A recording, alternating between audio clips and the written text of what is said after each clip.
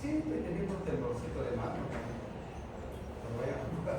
Eso va a llegar ahí. Y bien, pues, en estos 40 años de docencia,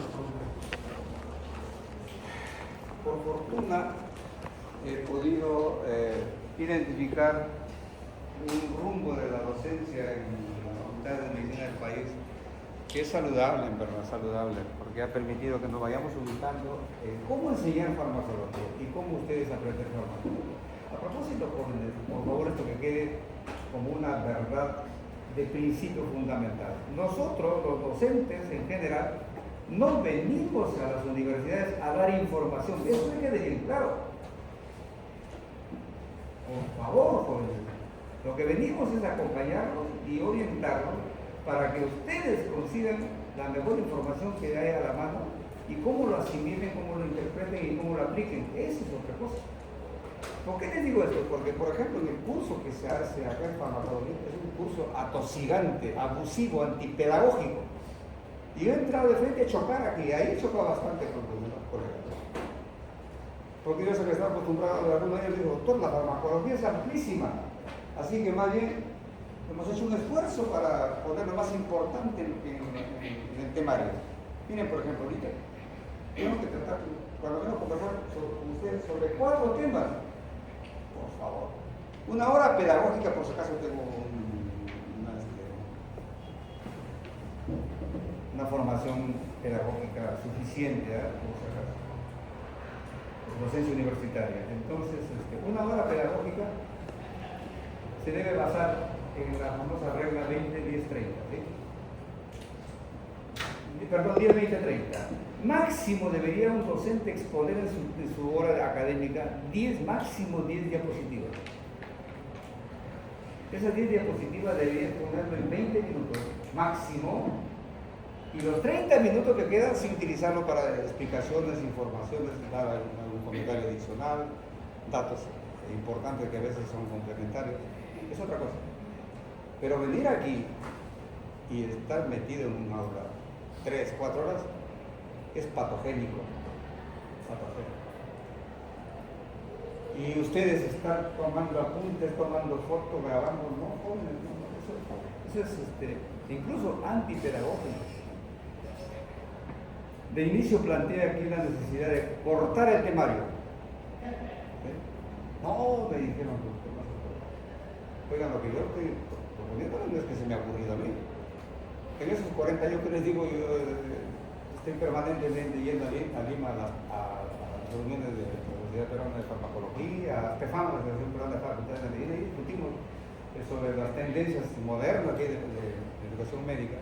Y ahí se ha llegado a la conclusión de que no podemos darle a ustedes el acompañamiento, ¿sí? La orientación de, por ejemplo, qué texto revisar y qué hacer con la información, y que distingan ustedes algo fundamental de inicio. Mucho se habla, dicen, estamos en la edad del conocimiento, ¿no? La era del conocimiento. Esa es una interpretación totalmente equivocada. Estamos en la edad de la información, que es otra cosa, y información no es conocimiento, ¿sí? La información es cualquier noticia que reciban ustedes, y ustedes se intoxican, veo, con informaciones especialmente que captan del internet. Y la mayor parte, jóvenes, escúchenme bien, esto se lo digo con toda sinceridad, la mayor parte de la información que hay en internet es información basura, que está contaminando el intelecto de la humanidad de un modo pero brutal. Ustedes, por ejemplo, van a encontrar en internet, y ya han encontrado, y lo toman como un mandamiento, por ejemplo, que tienen que tomar agua permanentemente, 8 o 9 vasos al día, para mantener una buena salud. Es lo más, lo más estúpido que se puede decir. ¿Qué es lo que nos direcciona a nosotros para tomar agua? Eso, dime eso. ¿Has necesitado mucho esfuerzo intelectual tuyo para que me respondas? No, pues. Entonces, ¿cómo es posible que siendo una cuestión tan natural esto, se mande al tacho y hagan caso a que tienen que tomar 8 o 9 vasos al día? ¿Saben dónde está la razón de usar este tipo de cosas? En la industria del agua envasada. ¿Y quiénes están detrás? Coca-Cola y Pepsi-Cola. ganan millones de dólares por negociar este tipo de cosas, con subsidiarios de cada país, por supuesto. Y no es cierto los jóvenes que tengan que tomar 8 o 9 vasos de agua al día. Y así, que tienen que dormir 8 horas. ¿Me han escuchado? Y todavía dicen, las mujeres, como son más juntitas, duermen 9, y los viejitos ya tienen su intelecto medio bajo, duermen menos. Tonterías. Incluso en el comportamiento humano. Deben saber, jóvenes, que la psicología ha sido cuestionada como ciencia. Porque la psicología trata de parametrar al ser humano en determinados, digamos, cánones de comportamiento. No, jóvenes. Nosotros somos una individualidad, somos una millonada de diferencias caminando por ahí. Ese cuento de la igualdad es uno de los cuentos más miserables que hay. No somos iguales, somos más bien diferentes. Y como me decía una sexóloga en Lima, alegrémonos de ser diferentes, porque cuando somos diferentes somos complementarios. Si fuéramos iguales nos repelamos, pues. Nos repelemos y nos repelamos. Por favor, es elemental. En cambio, cuando somos diferentes encontramos complementariedad. Bueno, entonces, repito, por ahí vamos a ir conversando más cosas en el transcurso de la asignatura. Y eso lo he tratado de resumir en esta presentación.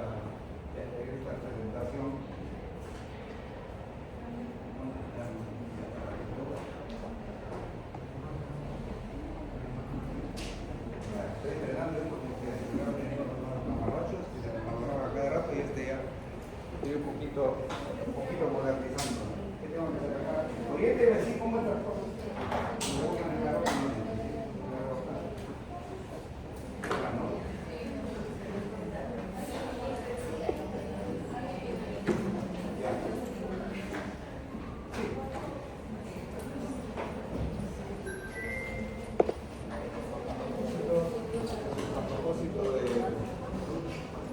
Las saliditas al baño. Creo que saben que ahora sí regresamos a la hora. Sí, ya regresamos a la hora para que estén saliendo. Bueno, miren ustedes. Introducción general al curso es, primero, la formación médica en el Perú.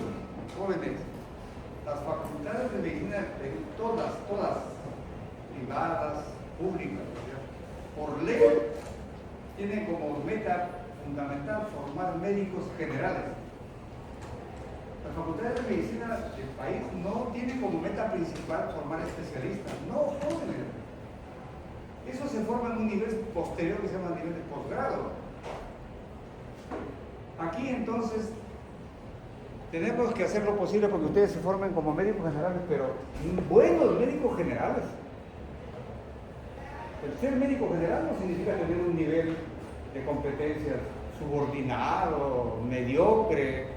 No, jóvenes deberían ser extraordinarios médicos generales, porque el médico especialista es el que tiene más riesgo porque es un mediocre. ¿Por qué? Porque tiene lo que llamamos una mirada tubular. Él mira al paciente de acuerdo a su especialidad. Al gastroenterólogo lo ve al paciente como un estómago. El neumólogo lo ve al paciente como un pulmón. El cardiólogo lo ve como un corazón. Si esa pacientita que llega con una taquicardia, le consulta al cardiólogo, la taquicardia dice, pasamos por el problema, y además le dice, doctor, tengo también un fuerte dolor de cabeza. Ah, no, pues quita, que llevar al neurólogo. Lo manda al neurólogo. El neurólogo atiende, y dice, aquí, doctor, también tengo dolor de estómago. Ah, dile que vete al gastroenterólogo. Van repartiendo al paciente por segmentos corporales y funcionales. Por favor, el médico bien formado debe resolver, si no todas las patologías que existen, la mayor parte. El 80%, por decirlo, por favor, de los datos que son reales, no son de mi imaginación, el 80% de los problemas de salud se ven en la medicina ambulatoria. No se ven en los hospitales, no se ven en las especialidades.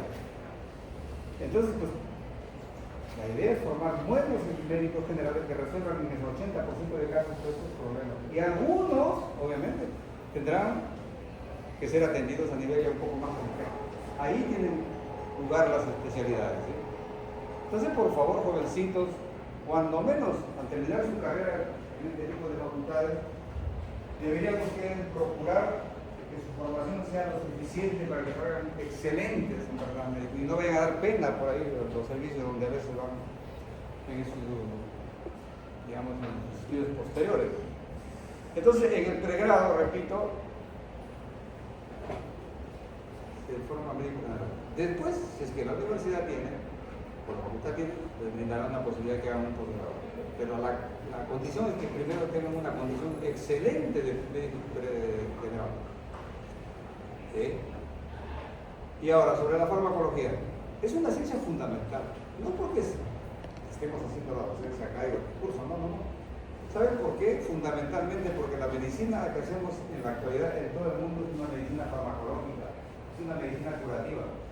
Desde hace muchos años se sabe que la medicina que deberíamos hacer, particularmente en países como nuestro, es una medicina preventiva promocional.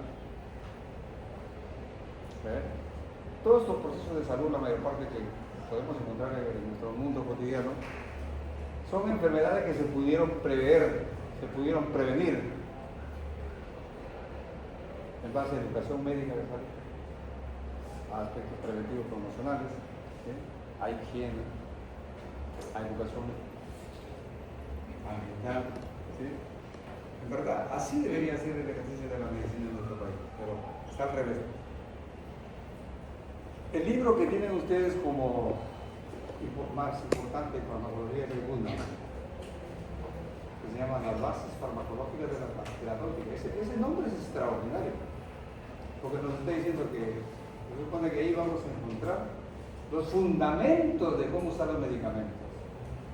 Está diciendo para hacer uso exquisito de las propiedades farmacológicas de los medicamentos.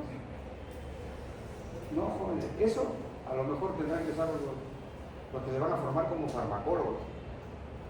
Toda la vida este curso ha sido el más feroz en la formación de pregrado. Aquí sé que lo han catalogado como el curso filtro. Eso es abusivo, es indigno. Que en farmacología haya una especie de colador. El que pasa farmacología seguirá estudiando y el que no se quedó. No, eso es denigrar el curso, ¿sí? Y lo hacen complejo, perversamente. Ustedes no tienen por qué conocer, por ejemplo, que los receptores farmacológicos tienen un lado alostérico que está ubicado en tal segmento del receptor de la proteína receptor. ¿Eso qué demonios le sirve como médico? Le sirve sí saber que muchos fármacos interactúan con receptores y si yo interfiero en esa interacción, puede dar un resultado terapéutico. Eso sí, hasta ahí nomás puede. Y todavía para colmo los exámenes les ponen unas perversas preguntas y que a veces ni siquiera tratan el tema. ¿Sí? No hace mucho vimos una pregunta donde le dan valores estadísticos, les dieron valores estadísticos a los estudiantes y le hicieron que hagan una gráfica. ¿Qué diablos estaba haciendo? Buscando estadística, elaborar gráficos y después que interpreten el resultado. Es mentalidad pues larvaria, quien elabora ese tipo de preguntas. Así que jovencitos, ubiquémonos. Entonces es una ciencia básica, sí, pues, porque necesitamos conocer, ¿qué necesitamos conocer de los fármacos? Su comportamiento farmacocinético y farmacodinámico fundamentalmente. O sea, cómo se absorbe, cómo se distribuye, cómo se elimina. Y farmacodinámico en el aspecto de cómo actúa. ¿Y qué efectos tiene? Listo, se acabó. ¿Qué tengo yo que enseñarles a ustedes dosis del medicamento tal? En el próximo semestre se olvidarían de manera absoluta. Esto se ha comprobado, por favor. Se hizo hace no mucho un estudio en el cual se estudiamos precisamente de farmacología, no aquí en Chiclayo, fue en Lima. Se les tomó un examen. Y de ese examen, a lo mejor 200 alumnos sacaron notas excelentes, todas aprobatorias, pero de un nivel excelente. Muy bien. Pasó un semestre, se les convocó nuevamente, ya estaban en otro nivel, pues, ¿no es cierto? Se les convocó y se les tomó el mismo examen. ¿Cuántos creen que aprobaron?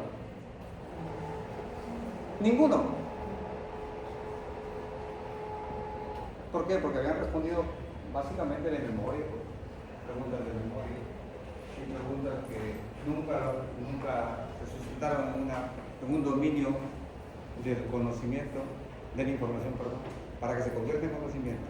Y simplemente quedó como información que después la información se borra de nuestra memoria. Distingamos, jovencitos, por favor, no es lo mismo información que conocimiento. Información es esto que ustedes obtienen como noticia, como datos, ¿sí? Que se imprime en su memoria, pero la memoria es ingrata, pues, ¿sí? ¿Cuándo la información que tienen ustedes se convierte en conocimiento? ¿Saben cuándo? Cuando lo dominan, cuando lo aplican. Si no hacen dominio, no dominan esta información y no lo aplican, no lo van a aprender, jóvenes. Va a quedar en su memoria por una temporada y luego desaparece. Eso es lo que queremos, pues. De eso estamos ya cansados de la formación médica en general, no solamente farmacología. Entonces, por favor, si ahorita captan una información, ustedes no creen que ya lo saben, no es sapiencia, no es conocimiento, están bien informados, que es otra cosa. Y se les va a ir si no lo hacen hábito. Es igualito, por ejemplo, en la cultura general, en el dominio de los términos para expresarlo. Si ustedes escuchan un término nuevo, por ejemplo, ¿no has escuchado posiblemente en la prensa que dicen, eso es algo mediático? ¿Te ha llamado la atención ese término? ¿Lograste saber a qué se refiere? Ahora sabes. Hablemos en confianza, ¿sí? Por favor. Quiero que sientan ustedes que estamos desenvolviéndonos en un ambiente de horizontalidad donde nadie es medio de la cara, nadie tiene que castigarnos y cuestionarnos por lo que decimos.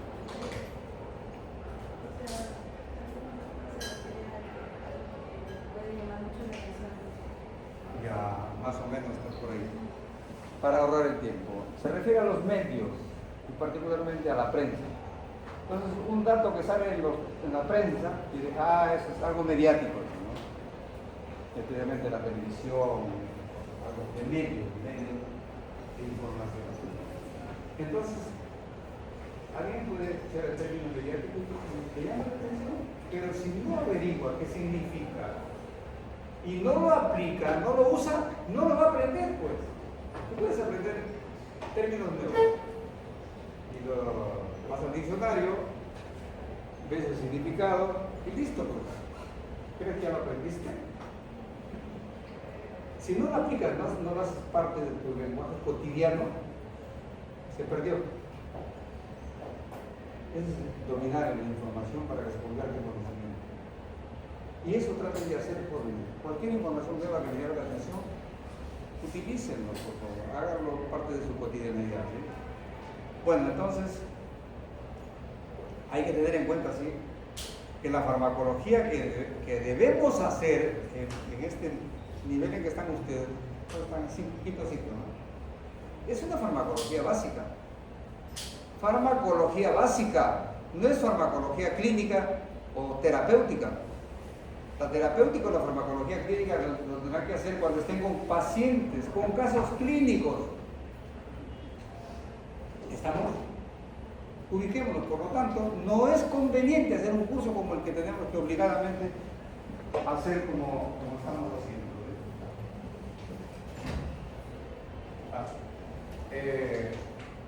Por eso les digo, pues, ¿de qué me sirve a mí decir que la dosis de la ácida uracil 25, 30 miligramos por kilo de peso al día repartido en 3 o 4 dosis? Ya ustedes la nota y creen que ya saben usar ácido acetilsalicílico. No saben, pues. Lo sabrán cuando en un paciente tal hayan hecho la dosificación y hayan hecho un control de caso. O sea, usen la información para que sea parte de su dominio. Entonces, por eso repito aquí, lo he remarcado, fundamentalmente deberíamos tratar de contenidos farmacocinéticos y farmacodinámicos y aplicativos, por ahí los más importantes. Eso es lo que debemos estudiar en farmacología. Por ejemplo, ¿qué hace en farmacología que se les dé a ustedes temas de antiarrítmicos? Los antiarrítmicos son fármacos que se usan en un nivel especializado cardiológico, ni siquiera cualquier médico especialista puede usarlo. Necesita que sea un cardiólogo que haya recibido un nivel de capacitación suficiente en el uso de las arritmias cardíacas. Y ningún médico general va a usar antiarrítmicos. Entonces, qué desperdicio es enseñarles a ustedes antiarrítmicos y aturdirlos con preguntas sobre antiarrítmicos. Antituberculosos. Ningún médico en el país que no sea miembro del Ministerio de Salud, del Programa Nacional de Tuberculosis, maneja antituberculosis. ¿Qué demonios me interesa a mí que sepan que la rifampicina como antituberculoso tiene que darse tal dosis por tanto tiempo de tratamiento cuando nunca lo van a usar? ¿Se entiende, joven? Entonces, por eso es que alguien como quien les habla propone esta tendencia de hacer de la farmacología un curso racionalmente complejo, racionalmente, no perversamente complejo, suficientemente que permita que tengan ustedes bases suficientes para el manejo de ellos y cualquier médico que tengan al alcance, cualquier paciente que tengan al alcance, ¿sí? Eso, por favor, es importante.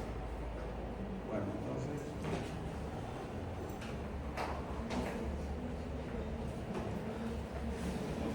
el rol docente, como les decía. El docente debe ser un factor guía, no una fuente de información. A mí casi me veía tentado, tengo una separata por ahí para alcanzárselos a ustedes, pero dije no es conveniente.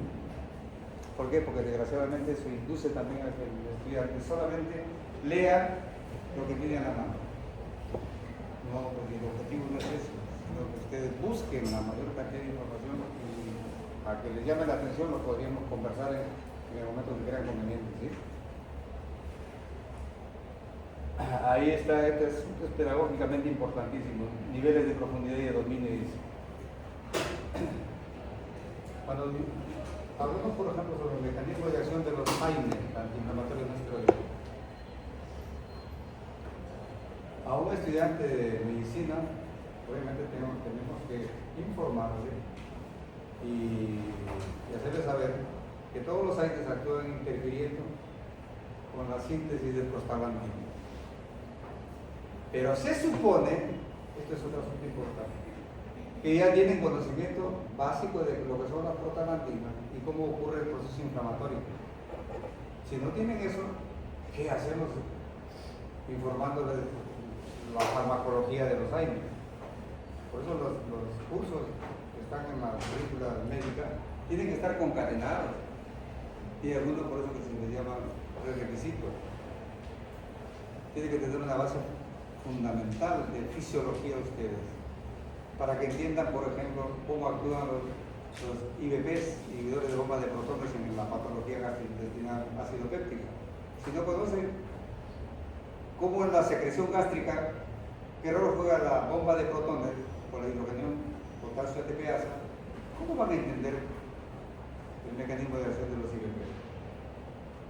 Entonces hay una cadena de eventos que tiene que estar ya, digamos, dispuesta en ustedes para que puedan asimilar información superior como la que pueden recibir en farmacología. Entonces les decía, si ustedes conocen que los AINES trabajan a nivel de inhibiendo la síntesis de prostaglandina, la prostaglandina proinflamatoria. Eso es para el estudiante de medicina. Para el estudiante de enfermería, tenemos que exigir que sepan eso. No, simplemente que sepan que son antiinflamatorios, que frenan el proceso inflamatorio. No es imprescindible que sepan que tienen que actuar a nivel de síntesis de prostaglandina. Es un nivel de profundidad entonces un poco menor, ¿se entiende? ¿Sí? Un nivel de profundidad menor. Y el de dominio es cuando lo aplican. Se le pone un caso clínico y le digo, ¿qué AINE aplicaría sacar a este paciente, por ejemplo, que tiene acidez y que tiene a la vez un dolor de cabeza? ¿Usaría cualquier AINE? No, porque están inhibiendo las prostaglandinas no inflamatorias, pero tampoco respetan las prostaglandinas gastroprotectoras. Eso lo vamos a ir conversando con más detalle, pero es solamente para que sepan los niveles de dominio y profundidad. Ahora, en farmacología tenemos textos básicos. ¿Qué fe es tabla, sinceramente? siento cómodo así, con los dolores de espalda.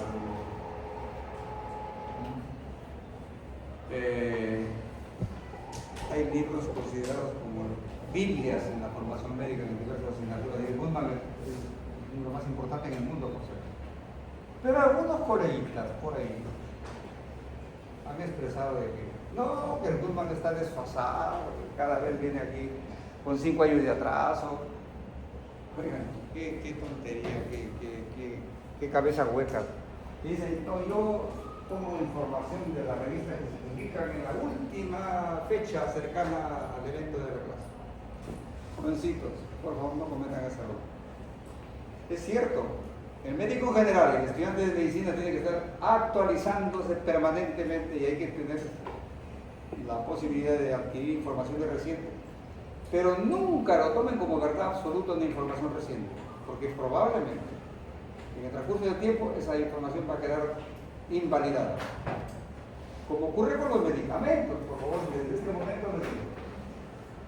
De 5.000 medicamentos que se lanzan al mercado mundial, por ejemplo, hoy día 6, ¿estamos ahí de abril? Ya. Supongamos que se lanzan 5.000 medicamentos. De aquí a 5 años, de 6 de abril, de aquí a 5 años, ¿cuántos de esos 5.000 medicamentos creen que siguen vigentes? Solamente 2 o 3. 4.997 fueron mandados al diablo porque se demostró con el tiempo de que no servían para nada. Y que no solamente no servían para nada, sino que incluso eran dañinos. Así que por favor no se enamoren de las novedades. Sean muy cautos, ¿sí? Muy cautos.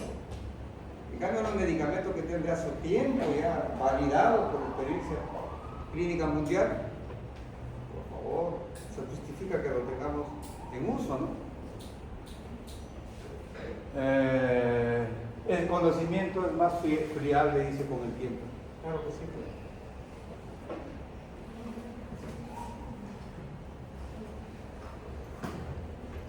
Rapidísimo conversamos sobre la autosilábica. Por favor, jovencito, la asistencia y la mentalidad son claves, ¿sí? Insisto, por favor. No hay aquí en las normas de la Facultad de Medicina de Participar ninguna referencia a las tolerancias. Pero yo sí les doy 5 minutos de tolerancia para que empecemos la clase. Pero eso sí, después de los 5 minutos, disculpen, nadie pasa. Por favor. Y no se acostumbren a hacer uso cotidiano de la tolerancia. Hay alumnos que saben que 5 minutos y todos los días, todas las veces que tenemos llegan al límite de la tolerancia. No puede. La tolerancia es algo excepcional, no es la rutina. Y por favor, les voy a pedir, no cometan el error de estar pidiéndole que los habilite o los inhabilite. Me parece groserísimo. Como les decía hace un momento, calculan que la cosa no les está cayendo, por favor, inhabilítenme. Oh, eso me da náusea. No lo hagan. Procuren ustedes no inhabilitarse o mantenerse habilitados, asistiendo normalmente. Por favor, la vestimenta, por favor, esto sí, incluso me ha recomendado en el administrativo. Usted tiene un uniforme, y como aquí a partir de la próxima clase vamos a hablar solamente con un uniforme, ¿sí? Así que ropa habitual, doméstica, no vamos a permitir. ¿Estamos de acuerdo? Es una norma de la universidad. Y norma de convivencia, comportamiento respetuoso bidireccional. Si a alguien de ustedes cree que yo hago un gesto o tengo una actitud irrespetuosa, les pido que me denuncien, ¿sí? Y van a ver que de mi parte no va a haber nada. Pero también les exijo que hagan lo mismo ustedes conmigo. Tratémonos con horizontalidad. Yo no soy superior a ustedes, no puedo decir. Soy diferente que otra cosa. No se aceptará el uso de celulares, por favor. Eso sí. Ahí sí les exijo que acepten.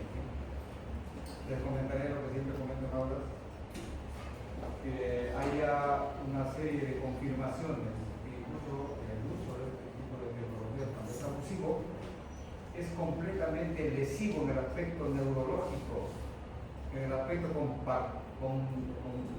comportamiento humano. Hasta patologías nuevas están ocurriendo con el celular. En México, en un congreso mundial que hubo la semana pasada, se presentaron casos de una patología nueva que consiste en una neoformación ósea en el hueso occipital. Se llama el espolón occipital, así como el espolón de calcáneo que tenemos comúnmente, en el cual por los efectos de pararnos y de caminar y de pisar, se va formando un hueso, un punta, como el espolón de gallo, como el hueso calcáneo, se evita también ese famoso espolón de calcáneo que tiene que operarse. En México ya han encontrado el espolón de occipital, por el hecho de estar ahí así. Es una atracción permanente, constante sobre la inserción de los músculos de la nuca al occipital y está traccionando como el tiempo, está formando un espolón ahí. Aparte de los fenómenos de dependencia, de adicción, es adictivo, demostrado en adultos. Hay incluso una nueva patología que ha propuesto la psiquiatría mundial, se llama infoestrés. Estas tecnologías que son de la informática están contribuyendo a una desestabilidad emocional tremenda en los usuarios obsesivos. Y hay un caso emblemático que siempre lo cito, un docente de una universidad privada de Montevideo, Uruguay, el año pasado publicó una carta. En esa carta renunciaba a la docencia universitaria. Renunció, es un docente muy reconocido. Y su argumento respondía en esa carta. Es que no, la carta empezaba a decir, no lo doy más. Y contaba que de hecho está muy posible tratar de que los alumnos no abusen de la seguridad y no lo logró. Así que lo da para ellos. A veces la gana porque uno se incomoda tanto que puede llevarnos a un nivel de loco y no tan razonable, ¿sí? Cuando no le hace caso de su recomendación. Y no actuar desde otros acontecimientos. Por favor, no cometan el error de caer en este inconveniente. Bueno, por si acaso, esta es una nueva currícula que está poniéndose en uso con ustedes, ¿no? Donde en farmacología, que tradicionalmente haría 4 exámenes, esta vez solamente van a dar 2. Son 2 unidades. No he aprendido a mí mismo. No, es que eso es en la nueva malla, por nosotros seguimos con la antigua malla. No sé, Martecita, voy a ver qué detalles habrá por ahí. Bueno, tengo que contarles que hay una desinformación terrible. ¿Saben cuánto me he enterado? Yo soy el coordinador de farmacología. ¿Cuánto? Ayer. Pero ya lo intuía porque me dijeron que por ahí me iban a encargar, pero nadie se atrevió a decírmelo. Incluso en marzo, el 23 de marzo, ahí vi en las redes de que me estaba pidiendo los sílabos, ya por favor entreguen los sílabos. Y decía, curso va a presentar. Y dije, no, pues ahí está farmacología. Entonces, como me habían ya como que ofrecido la consultación, ya me estaba sintiendo yo responsable y les mandé sílabos que se usa acá. Y yo estaba proponiendo cambios. Y por si acaso, ahí estoy poniendo yo a la gente de sílabos, ciertas modificaciones, y vean, pues, si les parece pertinente. No me dijeron ni sí ni no. Y ayer precisamente me mandó un WhatsApp por una de las centros administrativos de acá. Y dije, por favor, ¿qué pasó con el sílabo? Hay un estudio y me lo envió ahí.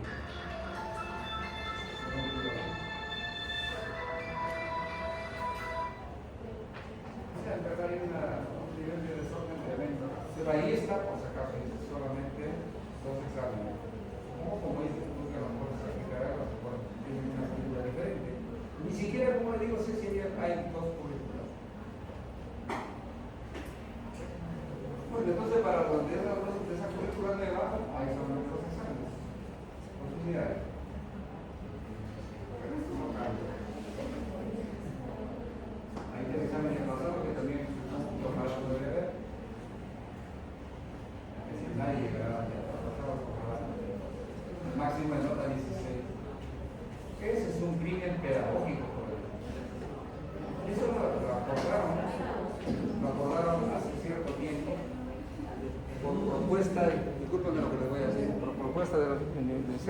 universidades privadas. No tiene ninguna razón, fundamento pedagógico cambiar el límite de aprobación de 10 a 16.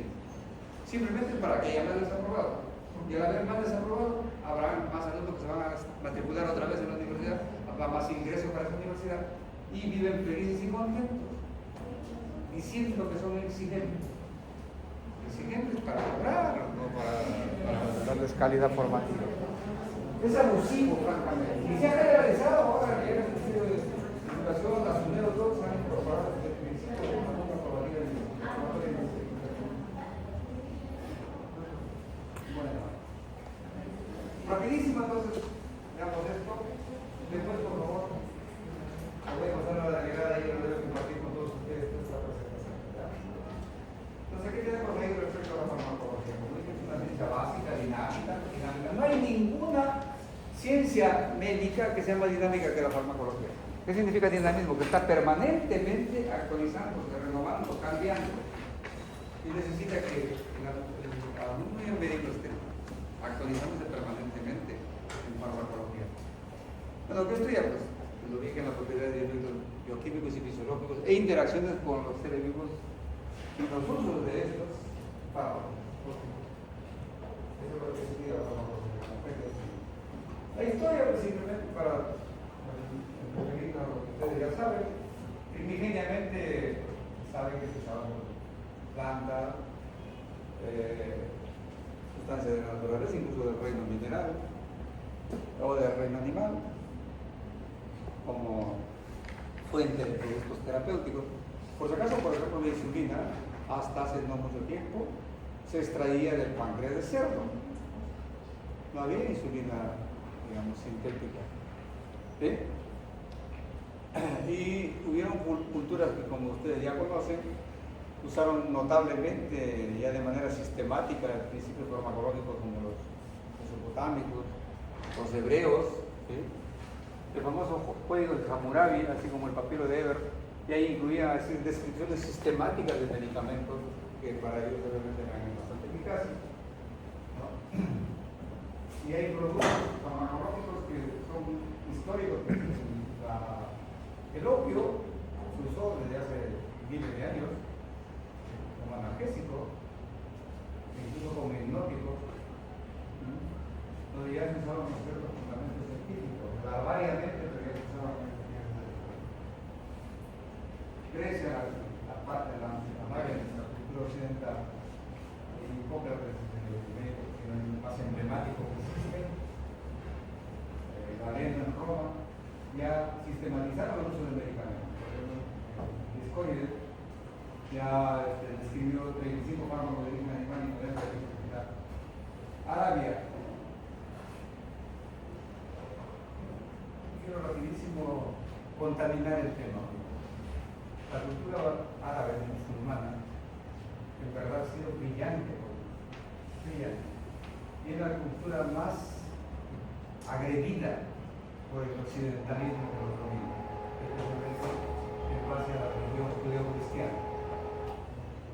¿Por qué digo contaminar tal vez esto? Porque ahorita estamos viviendo una guerra cruel, miserable, hasta donde ustedes no se imaginan, queriendo desaparecer a un pueblo porque solamente no es judeo-cristiano.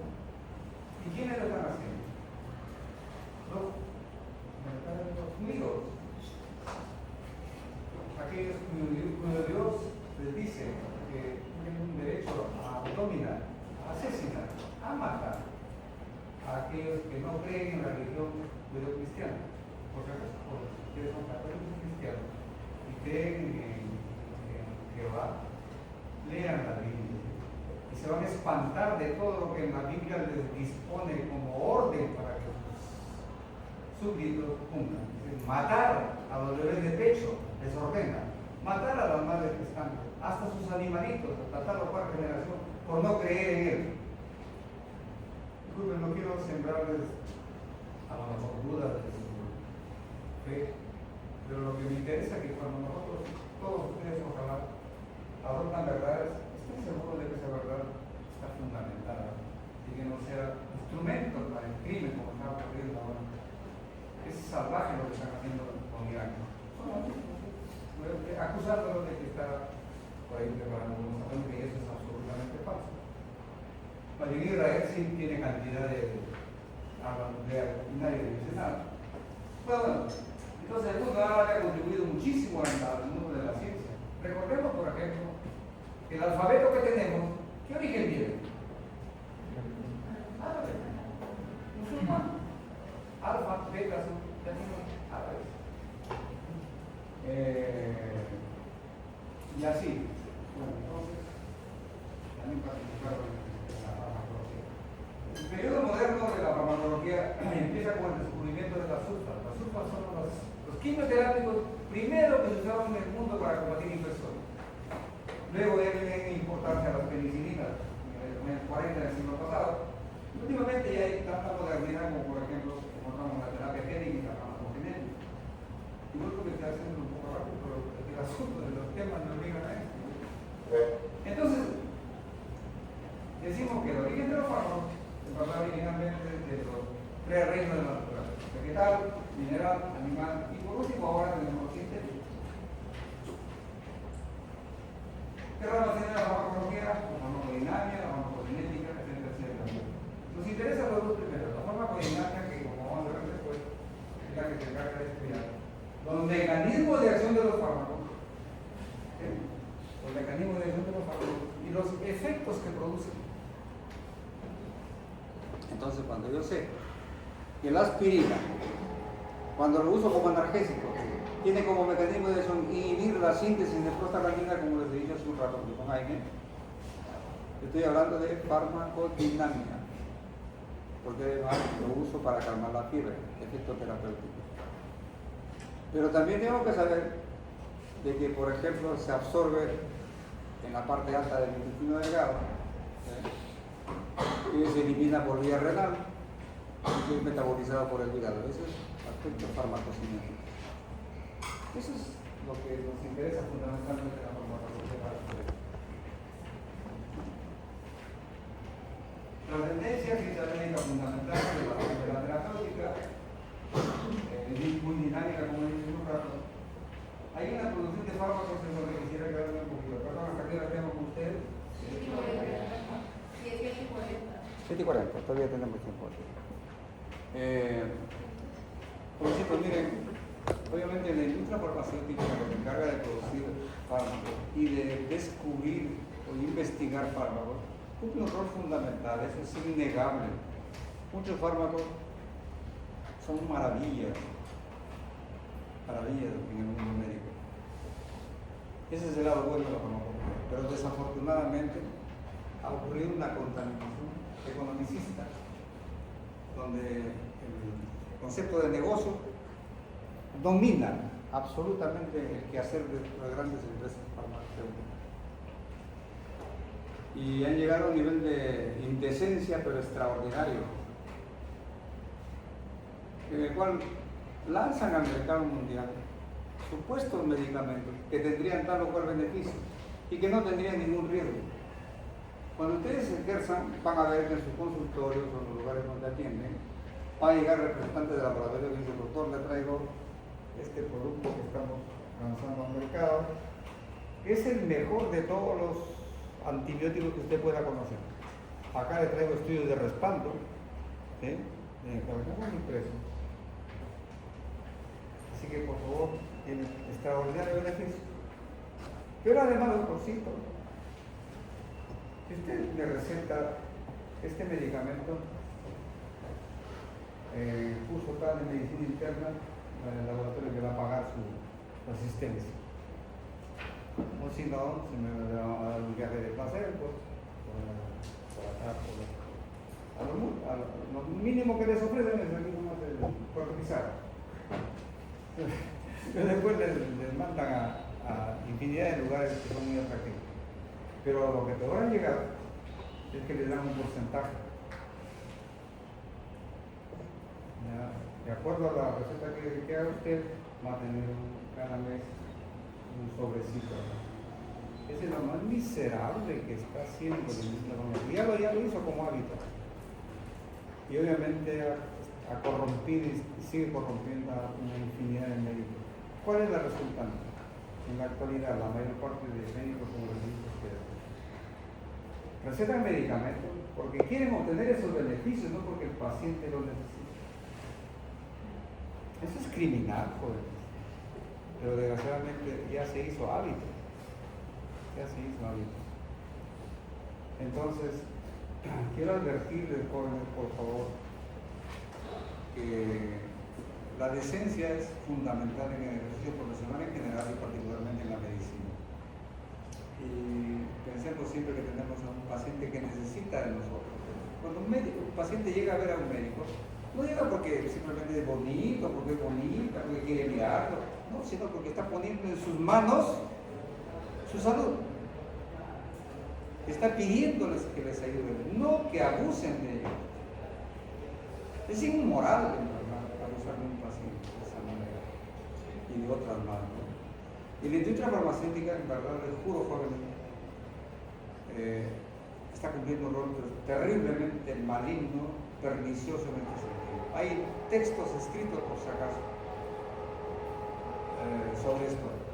Y les pido que busquen, les voy a sugerir a algunos en algún momento. Hay un libro, por ejemplo, de declaraciones, confesiones de una Burrier, de una, no es médico, es trabajadora de un laboratorio de Estados Unidos, donde confiesa todo este tipo de cosas. De cómo intencionalmente, el asunto como es intencional, no es una cuestión accidental. Están induciendo este tipo de conductas y de actitudes. Bueno. Entonces el medicamento, ¿cómo lo tenemos que ver? Como un bien comercial que nos va a permitir adquirir ganancia, que es la saludable, obviamente, racionalmente hablando, o un bien social. ¿No es cierto? Mayormente, en algunos casos, cumple este rol.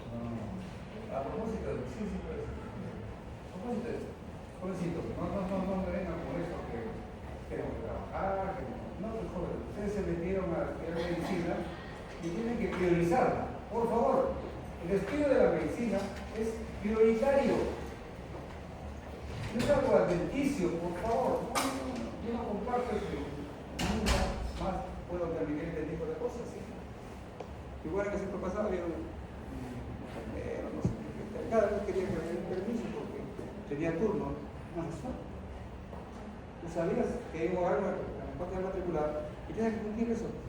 Pide permiso, no sé, que te descuentan, algo debes hacer sobre eso. Pero bueno, por favor. Jovencitos, los medicamentos son miles y miles. Y muchos de ellos tienen infinidad de nombres. Y generan una confusión de los mil diablos. Entonces, la Organización Mundial de la Salud hace tiempo exigió que se haga lo posible porque cada uno tenga un medicamento, un nombre, perdón, que se le reconozca en todos los países y en todas las lenguas que existen en el mundo, ¿sí? Y eso se ha hecho. Pero hay que reconocer entonces que cuando, por ejemplo, tenemos un producto que se está investigando recién en el laboratorio, obviamente tiene un nombre químico, por ejemplo, la aspirina, no sé qué nombre tan complejo tiene, N-acetil, no sé cuánto, NH por allá, COO por acá, el nombre químico. Eso lo conocen solamente en los laboratorios. Luego, cuando lo mandan al mercado mundial, le ponen un nombre. Por ejemplo, la aspirina, cuando se sintetizó, tiene un nombre químico, tiene una fórmula, y luego se le puso un nombre que es del principio activo, que se llama ácido acetilsalicílico. Pero el laboratorio que lo inventó, digamos, Bayer, alemán, le puso un nombre comercial, aspirina, y se diseminó con ese nombre. Pero muchos no tienen esa suerte de diseminar un nombre comercial único, así que en cada lugar, en cada país tienen un nombre que se les antoja. Como hay cientos de países, tendrán cientos de nombres del mismo principio activo. Entonces, hay una confusión tremenda sobre el uso y la prescripción de medicamentos. Ese nombre que se ha generalizado para todos los países se le llama ahora genérico, es oficial y universal. Tiene el nombre de denominación común internacional. Eso pretende evitar esta confusión de que les estoy diciendo. Entonces se llama ácido acetil salicílico aquí, en la China, en Rusia, en India, todos lo denominan ácido acetil salicílico. Y así se supone que deberíamos prescribir medicamentos. La ley de salud de nuestro país exige, jóvenes, que los médicos utilicemos en las recetas solamente el DSI de los medicamentos. Y algunos, si quiere orientar o darle alguna precisión un poco más al paciente, le puede poner con nombre comercial el nombre, entre paréntesis, el nombre comercial. Pero tenemos la obligación de recetar en denominación genérica. Pero como estamos en el Perú, donde nadie cumple las órdenes, eso queda en el papel. Pero por favor, ustedes no hagan eso. La OMS obviamente dice que usar el DSI o el nombre genérico garantiza el uso racional de los medicamentos. Para que a veces son muy graves. El medicamento genérico. Ahí estamos. Tiene este de abajo, tiene similar bioequivalencia y biodisponibilidad que los mismos similares de marca. No se dejen convencer, y es absolutamente abusivo, perverso y inmoral, que en las farmacias, por ejemplo, cuando ustedes van con una receta, el que está ofreciendo el medicamento en la farmacia, dice, ¿sabe qué? Mejor le vendo este producto, que es el mismo, pero tiene el nombre comercial, es de marca, y es mejor, mucho más eficaz y mucho menos dañino. Es absolutamente falso, jóvenes, por favor. Absolutamente falso. Todos los medicamentos que existen en el país han pasado por controles de calidad, de bioequivalencia y biodisponibilidad.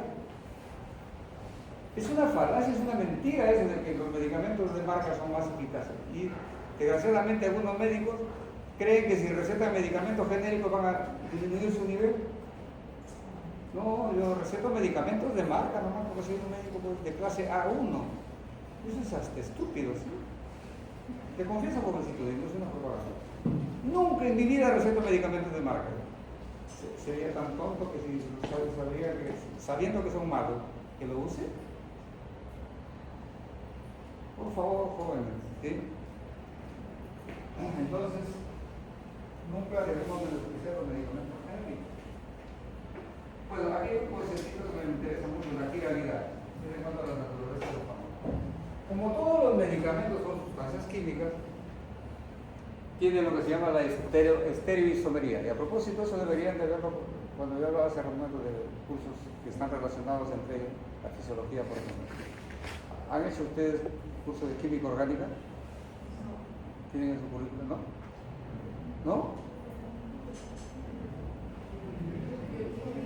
Orgánica es un carbono. Inorgánica es un carbono. Bueno. Ahí deben haberles hablado de la quiralidad. Los cursos tienen que tener temas que estén relacionados entre ellos, pues.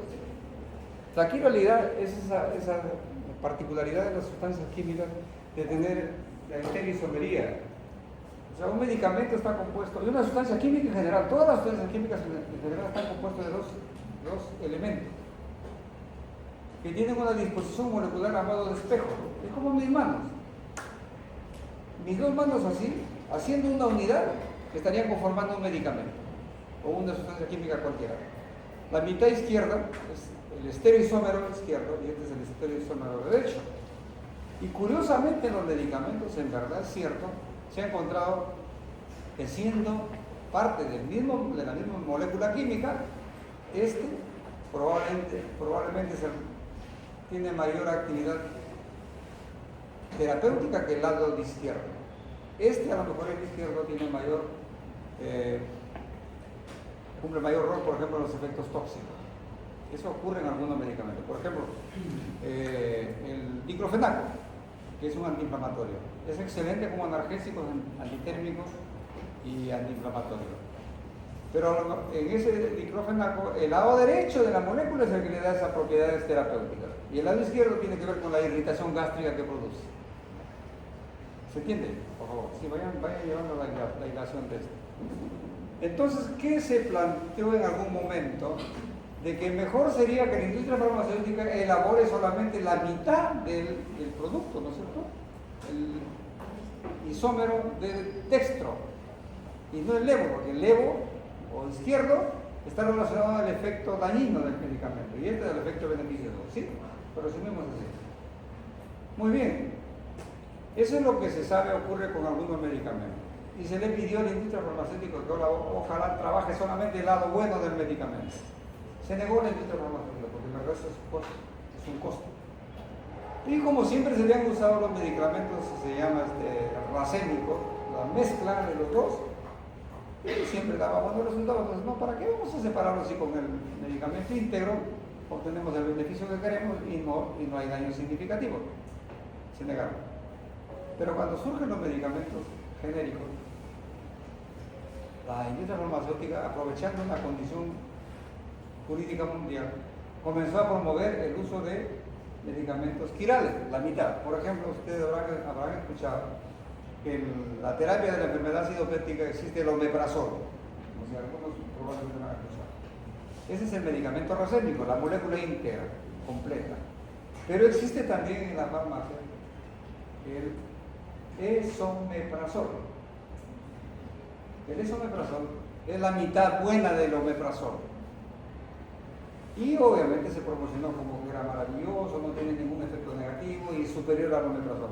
¿Qué ha ocurrido en la experiencia clínica mundial? Que no es tan cierto. Y no se justifica usar el esomeprazol porque el costo ya tiene que ver ahí de manera negativa. Y el beneficio, como repito, no es superior. Pero existe esa curiosidad en los medicamentos, por eso lo traigo aquí para que ustedes dentro de la guía de concepto básico. ¿Quién me dice qué significaría droga? A ver, usted señorita. ¿Qué idea tiene de una droga? ¿Alguna composición dañina? ¿Qué? ¿Alguna composición dañina para el paciente? Dañina, ¿sí? ¿Usted qué dice?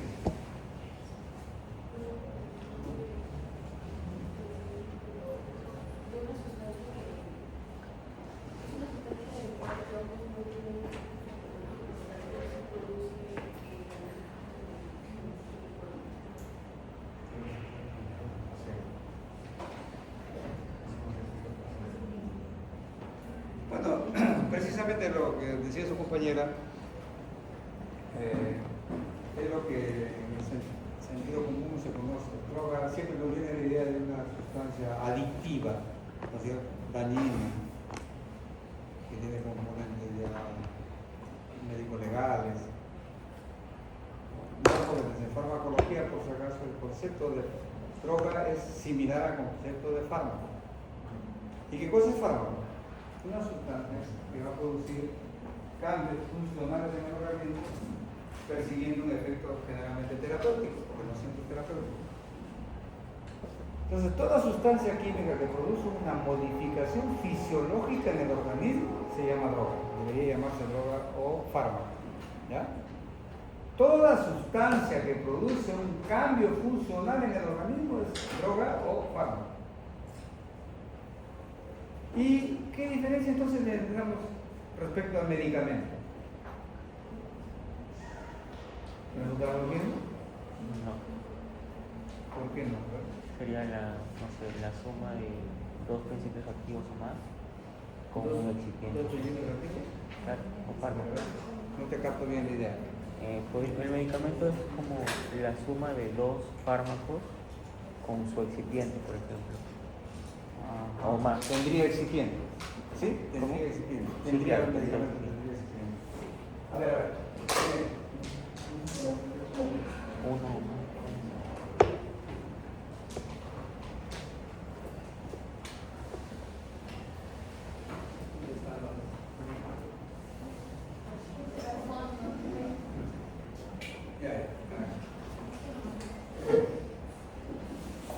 A ver, entonces estamos hablando de droga y fármaco, ¿no?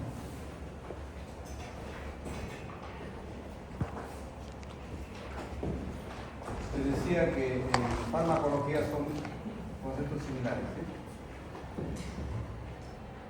Entonces, una sustancia que al usarla provoca una modificación fisiológica, cualquiera que sea, es droga o fármaco.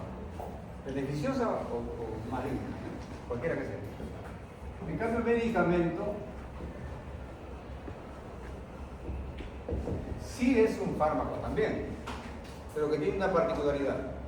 Solamente se usa con fines terapéuticos. ¿Ya? Acá, por ejemplo, tengo un veneno. ¿Produce un cambio fisiológico o no? Sí. Claro. ¿Pero se usa con fines terapéuticos? No. Entonces un veneno no es medicamento, pero sí es fármaco. Este tiene fines entonces terapéuticos. ¿Está claro? Entonces, todo medicamento es un fármaco, pero no todo fármaco es medicamento. Esa es la diferencia. ¿Sí? ¿Y qué cosa es placebo? Esa es una sustancia farmacológicamente inerte, pero que produce efectos sugestivos. Por ejemplo, tengo un dolor de cabeza y alguien por ahí me da un preparado tal, y me dice, esto te va a quitar el dolor de cabeza. Lo tomo y me pregunta, ¿cómo va? Ya me quitó el dolor de cabeza. ¿Qué cosa era eso? Un té cualquiera. ¿Un té cualquiera puede quitar el dolor de cabeza? No, sino que se sugestionó, le indujo que le daba el tecito como que era bueno y se sugestionó y por lo tanto aparece su molestia, es el efecto placebo. No tiene identificación farmacológica. ¿Qué cosa es acción terapéutica y qué cosa es efecto? Porque a veces los términos se confunden.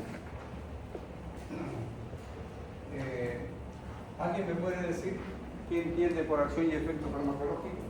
Por ejemplo, dice, la aspirina tiene como efecto bajar la fiebre. Pero otro me diga, la acción de la aspirina es bajar la fiebre. ¿Sí? ¿Es correcto eso?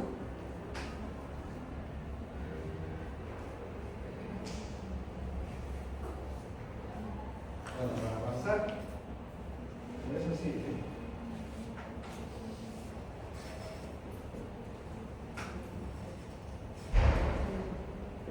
La acción es la modificación, el cambio funcional que logra el medicamento.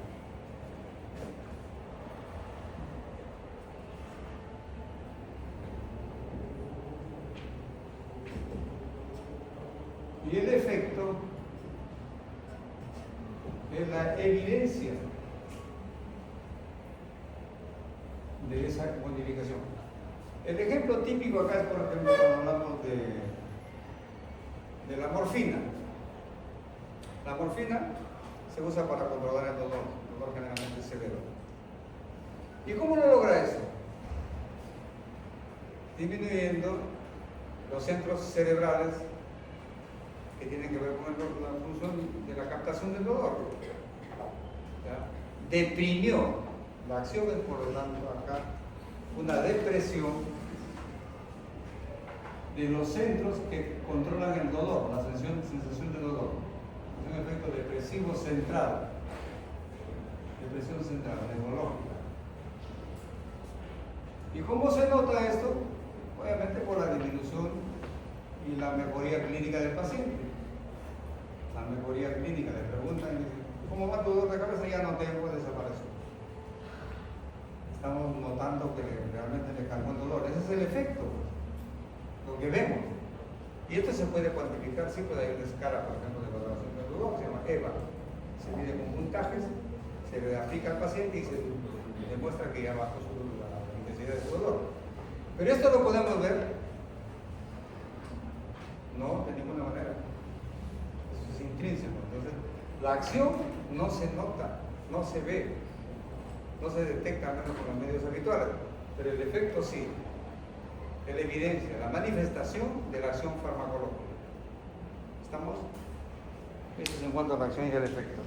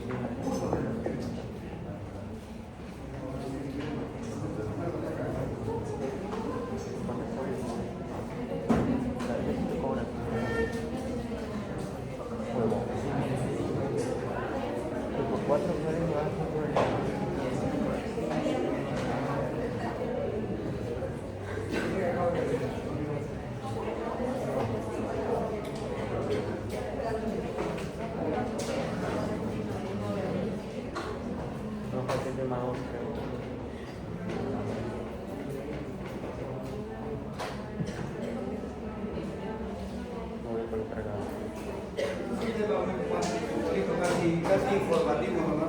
¿Sí? Sobre la prescripción de fármacos. La prescripción se refiere a la receta del medicamento.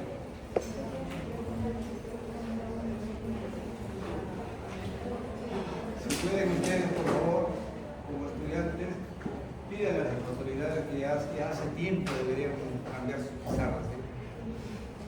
Por favor, hagan una chanchita, pues, si compran pizarras ustedes, porque tiene plata su facultad.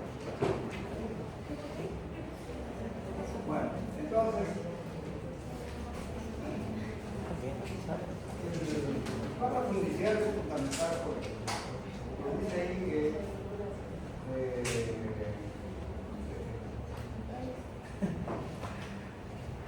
ya. Dice los medicamentos deben utilizarse sobre la base de criterios científicos técnicos. No podemos recetar medicamentos porque se nos ocurre, porque tenemos que favorecer al laboratorio, o porque tenemos que salir del paso. ¿No? Incluso habrá situaciones por decir que hay que tener valor para eso. De que al paciente le debemos decir, no, señor, señora, no necesita usted medicamento. El proceso no se mejora con medicamento. Ese es un problema serio. ¿Por qué? Porque la gente ya tiene en la cabeza la idea de que toda consulta y toda molestia tiene que habilitar el uso de medicamentos. A veces salen enojados porque dicen, ¿para qué venir a hablar? Este doctor no me receta ningún medicamento. No felicito, ¿sí? Tiene que haber un motivo fundamentado. Como dice ahí, si se usa de manera inapropiada se convierte en una amenaza para la salud individual y colectiva. Miren lo que dice la OMS. En el mundo, más del 50% de todos los medicamentos se recetan, se dispensan o se venden de forma inadecuada. Es un desastre. Es un desastre. Y hay que tomar en cuenta esta norma básica de la medicina, es primum non nocere. ¿Qué significa eso? Primero, no hacer daño. Los medicamentos pueden producir daños terribles, jóvenes, terribles, a veces mortales. Entonces, no es un juego usarlo. ¿Sí? Y esto que es fundamental, la adherencia al tratamiento, es un concepto que tienen que tener en cuenta ustedes desde este nivel.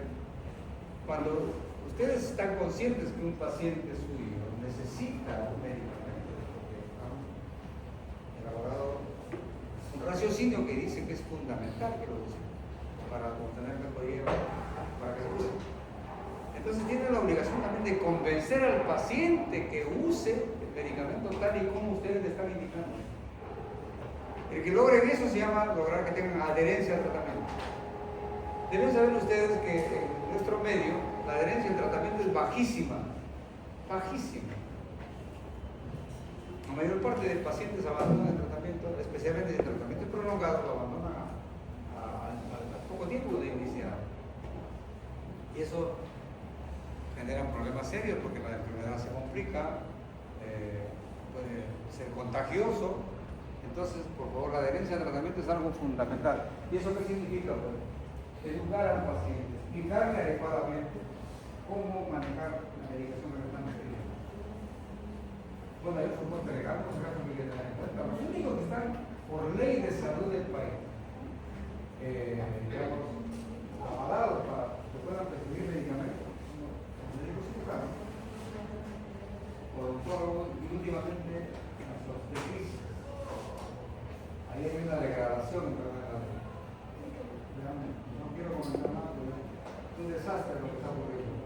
Nuestras amiguitas obstetrices cada vez están invadiendo, se llama inclusión profesional, cada vez están exigiendo mayores atributos para trabajar en el mundo de la medicina. Como dicen que ellas recogen al paciente en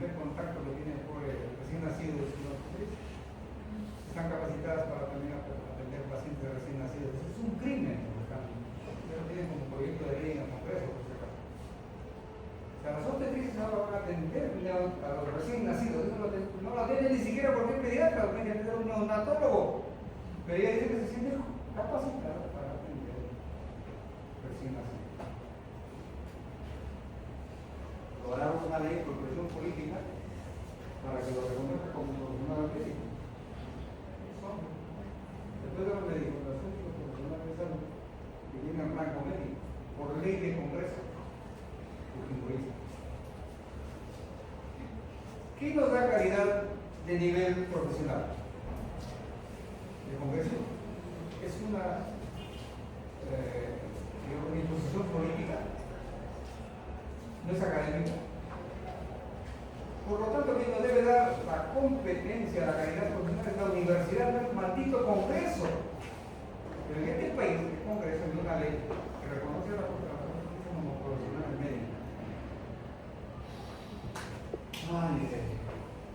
Bueno, la sobreprescripción de medicamentos es un problema serio, la polifarmacia, indicar demasiado medicamento para un proceso de salud. Ya les he dicho más o menos, esa es la razón por la que se hace. Debemos dosificar adecuadamente los medicamentos, y eso sí es un poquito complejo.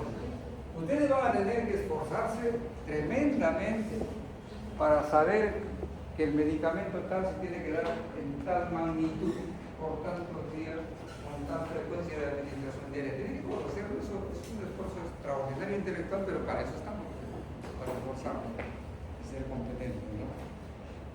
No es fácil dominar la dosificación de medicamentos. Y hay que hacerlo, es verdad. Selección de la vida de administración, hay que conocerlo. En esa red que les decía que tengo con mis hijos que son médicos, me enseñaron una receta donde una colega estaba prescribiendo fluconazol, un inyectable mensual a una paciente.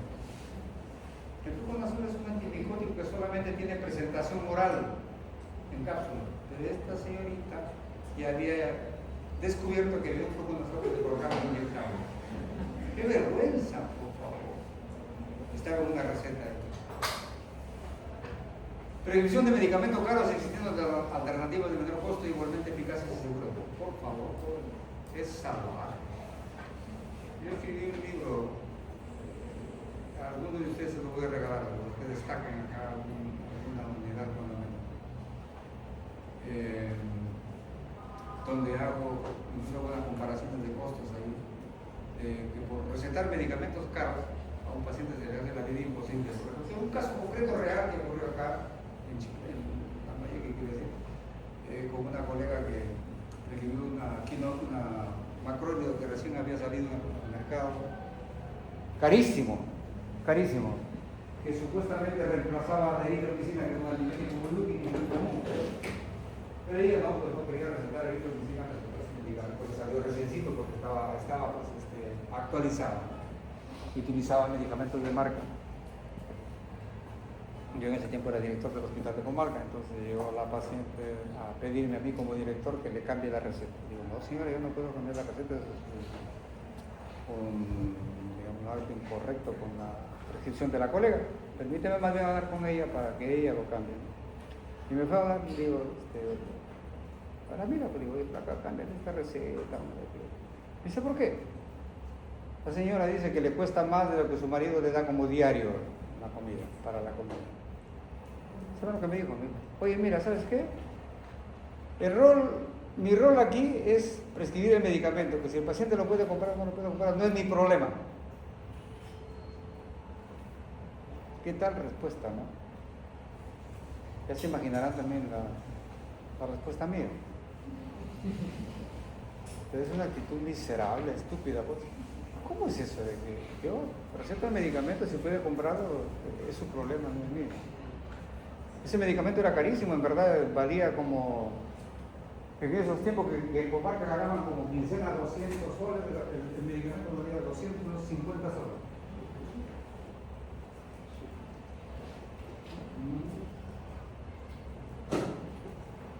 Creencia errónea de que los medicamentos genéricos son de calidad inferior. Eso es lo más miserable que existe. No es cierto, está demostrado que no es cierto. Prescripción de medicamentos nuevos sin adecuada evaluación comparativa de sus costos y beneficios.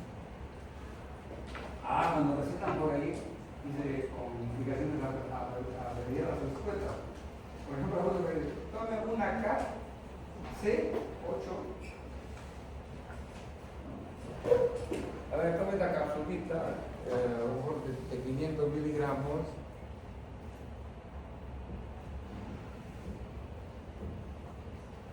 Listo. Paciente se va. ¿Qué diablos me habrá querido decir? Como más quería explicar a lo mejor en la consulta, pero después en su casa ya no recuerda. Porque esto es parte de la jerga médica. Pues. Y es médico para que lo entienda. 500 miligramos cada 8 horas por 7 días. Ahora que voy a emplear en la abreviatura internacional QID, 4 veces al día.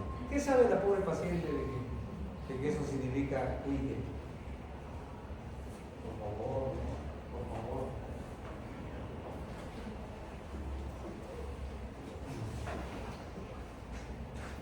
Pobrecito. Cuando usted maneja un paciente, incluso una forma incluso importante para que vayan consolidando sus conocimientos, es controlen a los pacientes. Pero no lo controlen porque tienen que cobrarle otra vez la consulta. No, por favor, controlen para ver, incluso si han acertado su diagnóstico. Véngase de aquí en 4 días para evaluarlo. Ahí van ustedes, ¿cómo va? Me siento bien. Quiere decir que sí, he sido certero en el diagnóstico y he sido certero en el tratamiento. Si el caso no va muy bien, entonces tengo que reevaluar mi diagnóstico y reevaluar mi medicación. Ese es un proceso de aprendizaje permanente. Acostúmbrese a hacer eso, ya jovencito.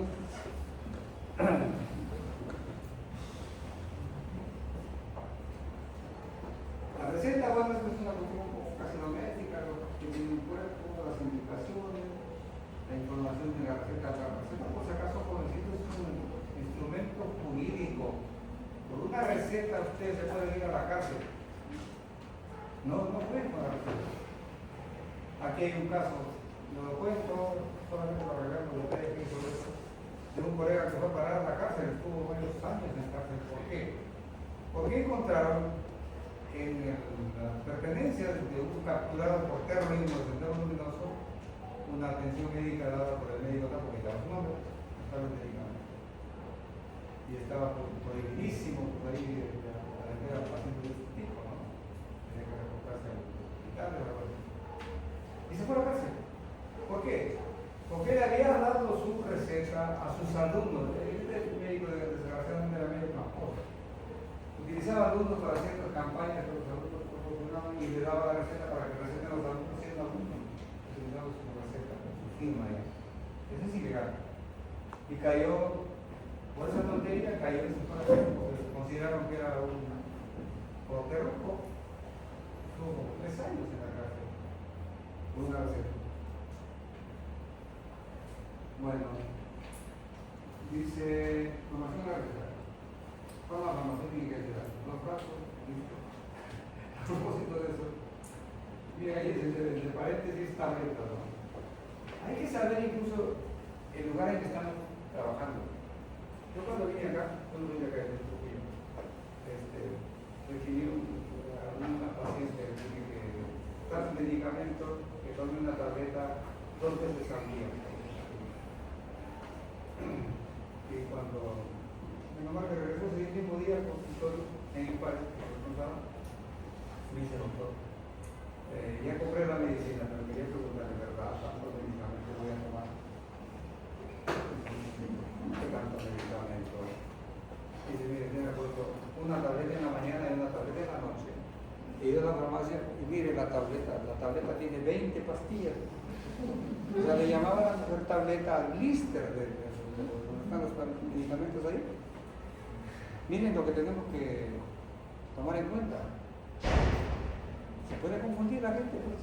Hay que explicarles que la tableta es el preparado medicamentoso, no es el blister donde están incluidas las pastillitas, las tabletas. Todas esas cosas tenemos que conocer por eso.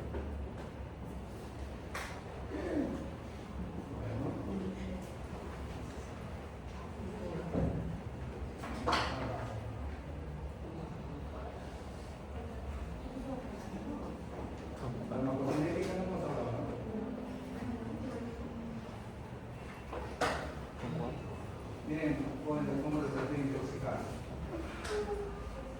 Porque tenemos que tratar estos temas hoy día con ustedes.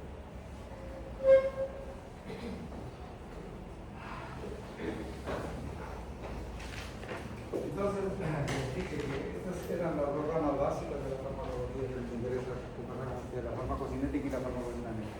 La farmacocinética, como dice ahí, se encarga de estudiar todos los procesos que sufren los medicamentos en su paso por el organismo y por el organismo.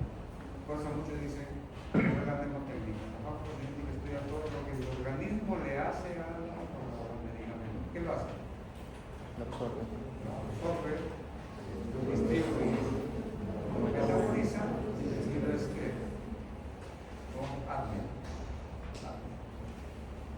Entonces, por eso nos podemos acordar de la definición de farmacocinética. A diferencia de la farmacodinámica, que es lo que la droga le hace al organismo, ¿qué le hace? Le produce efectos farmacológicos y lo hace mediante un mecanismo tal.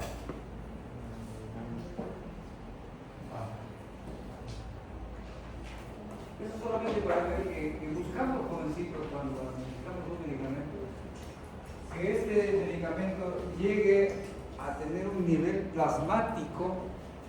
Buscamos que en el plasma llegue a tener un nivel tal que permita que se distribuya adecuadamente por todo el organismo y llegar al lugar donde particularmente queremos llegar. Porque no hay forma así nomás de que podamos administrar un medicamento que se vaya al sitio exclusivo donde está el problema. No es así, no es así, no funciona. Tenemos que hacerlo llegar por un nivel plasmático. ¿Y cuál es la condición? De que ese nivel plasmático ojalá sea lineal. Miren, se administra un medicamento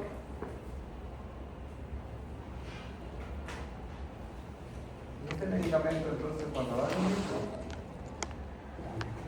este momento, comienza a absorberse, por vía oral, pasa el tiempo, comienza a decaer su nivel en el plasma, hace esta figura.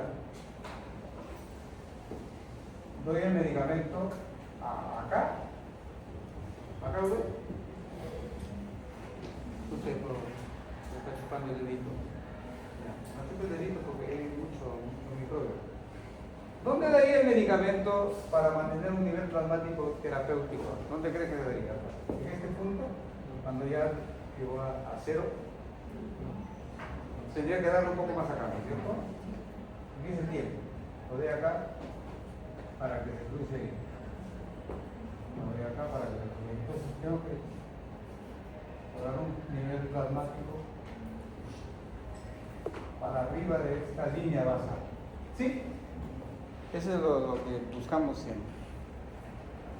Porque cuando baja acá ya pierde actividad terapéutica. Y si sube más, ya es tóxico. ¿Estamos?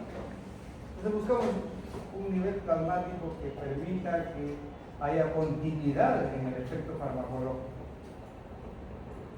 Y no lo podemos lograr así nomás. Por vía oral siempre va a ocurrir este fenómeno. Va a tener que absorberse, llegar a la línea del efecto terapéutico, evitar llegar arriba que es tóxico, aquí es tóxico, y que vuelva a caer por acá y calcular el tiempo que debemos de administrarlo con anticipación para que se cruce por lo menos acá. Pero de eso ya, ahí tiene que ver mucho la vía de administración, porque hay vías de administración que sí garantizan que hay ese nivel plasmático que les estoy diciendo. Lineal ojalá. La vía subcutánea, por eso. Le pongo un implante anticonceptivo a una mujer bajo la piel del brazo. La hormona anticonceptiva comienza a absorberse, pasa al plasma y pasa en un nivel lineal por el siempre va a haber una caída porque va a limitar el medicamento, va a subir el metabolismo, pero esta línea es prácticamente plana. Aquí, para que ocurra en este nivel, pasarán 5 años.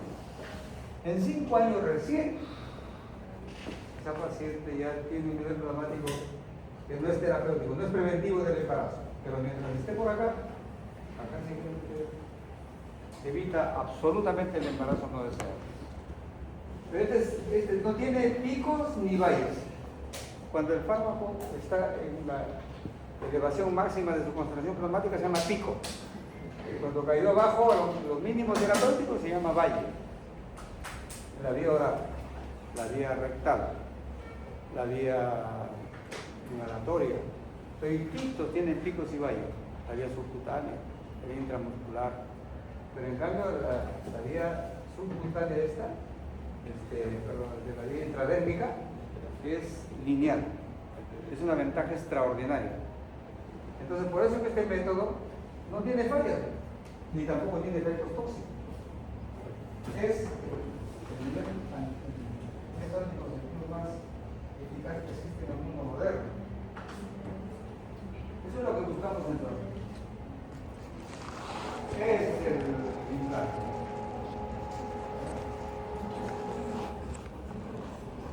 Los procesos farmacocéntricos, entonces decíamos la absorción, distribución, las vías. Tenemos la vía bucal, sublingual, rectal, tópica, inhalatoria, parenteral, bilateral. Factores determinantes. El gasto cardíaco es fundamental, jóvenes. Por eso que un paciente que está, por ejemplo, con una hipovolemia, que su gasto cardíaco es mínimo, está decaído, medicamento que la administran ahí, llegará a la célula, al lugar donde queremos que llegue. No, pues porque la circulación sanguínea está medida menos. Distribución.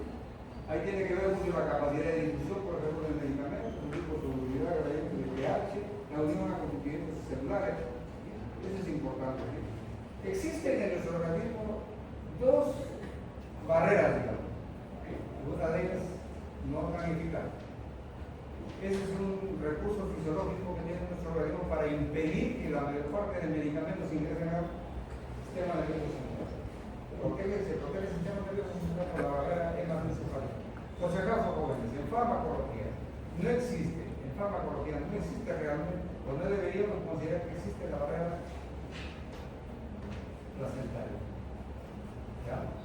¿Por qué? Porque todos los medicamentos en algún momento pueden pasar esa supuesta barrera y producir gravísimos efectos en los productos de la conciencia. ¿Estamos? La fijación proteica es importantísimo. ¿Por qué? Porque las proteínas son las que transportan los medicamentos en el plasma sanguíneo. El medicamento, cuando ustedes lo administran al paciente por vía oral, por vía parenteral, llega al torrente sanguíneo y tiene que ser transportado por las proteínas. Si no hubiera transporte proteico, el medicamento no circula, no llega a donde queremos que llegue y ejerza su efecto terapéutico. Y hay interacciones que vamos a ver en la clase que nos corresponda, que hablan de competencia. Yo doy un fármaco A, por ejemplo, que le doy 1 gramo y 500 miligramos, se fija la proteína y es transportado a lograr su efecto a distancia. ¿Ya? Pero si por ahí le doy punto al fármaco A, un fármaco B, que compite con la proteína por ser transportado, se transportará los 500 miligramos del fármaco A, cuando el otro está compitiendo ya no, a lo mejor solamente se transportan 200 y solamente 200 llega al lugar donde quiero recluir. ¿Ejercerá su efecto terapéutico? No. Esas son las famosas interacciones que vamos a ver en su momento por competición. La biotransformación del metabolismo. Ya ustedes conocen el metabolismo por su clase de biología. Ahí simplemente hay que señalar el famoso metabolismo del primer paso.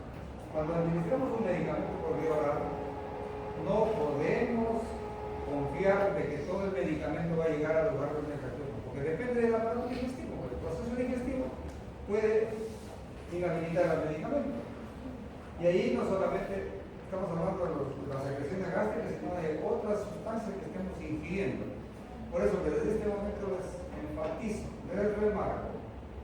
En líneas generales, escúchenme jovencitos, no me olviden esto. Todos los medicamentos, cuando se usa la vía oral, deben usarse sin la presencia de alimento. Esa idea arcaica, dinosaurica, que hay que tomarlo con medicamento para que te proteja, perdón, con alimento para que te proteja el estomaguito, no puedo tomarlo con leche para que no te mate tus glóbulos rojos, son pues argumentos prehistóricos, ¿sí? No, jóvenes, idealmente escuchen, repito, todos los medicamentos que se dan por vía oral deben darse únicamente con agua para la ingerencia. La mayor parte de medicamentos alteran su absorción por la presencia de alimentos. Algunos se bloquean de un modo total, menos. E incluso puede haber interacciones negativas. Bueno, aquí hay que destacar este proceso de transformación metabólica de la oxidación. La oxidación, jovencitos, es un proceso obviamente natural de reacción con el oxígeno, que es un gas extraordinariamente imprescindible para la vida, pero que increíblemente siendo vital para nosotros, es el elemento que al final nos mata. Una de las teorías de la muerte es precisamente por la acumulación de fenómenos oxidativos. Nosotros lo estamos viviendo cotidianamente, respirando, alimentándonos, estamos oxidándonos por favor. Y la oxidación genera radicales libres, peróxidos, superóxidos, que son los que destruyen las células. No hay sustancia más tóxica para las células que el propio oxígeno. Increíble. Entonces, nosotros, repito, nos oxidamos cotidianamente y de manera inevitable. Esos radicales libres, esos superóxidos que generan nuestro organismo, son lo que se sabe contribuyen a la muerte del ser humano. Una teoría de ¿por qué nos morimos? ¿Por qué nos oxidamos? ¿Sí? Y por eso habrán escuchado ustedes que la industria farmacéutica ahorita es muy tramposa y oportunistamente habla de los antioxidantes. Han usado ese cuentazo de que hay que usar antioxidantes o tal producto porque tiene antioxidantes. Es un cuento extraordinario que busca que la gente consuma esos productos más que por el beneficio que hay. Entonces, con la oxidación se generan esas sustancias que se llaman radicales libres. Pero fíjense lo que encontramos acá. Miren acá, la primera que he señalado son de fase 1, estas son de fase 2, de conjugación final. Miren lo que dice en la final, que dice conjugación con glutato para la inactivación de los tóxicos. Nuestro cuerpo, nuestro organismo es una maravilla, es una maravilla. Y la evolución, particularmente humana,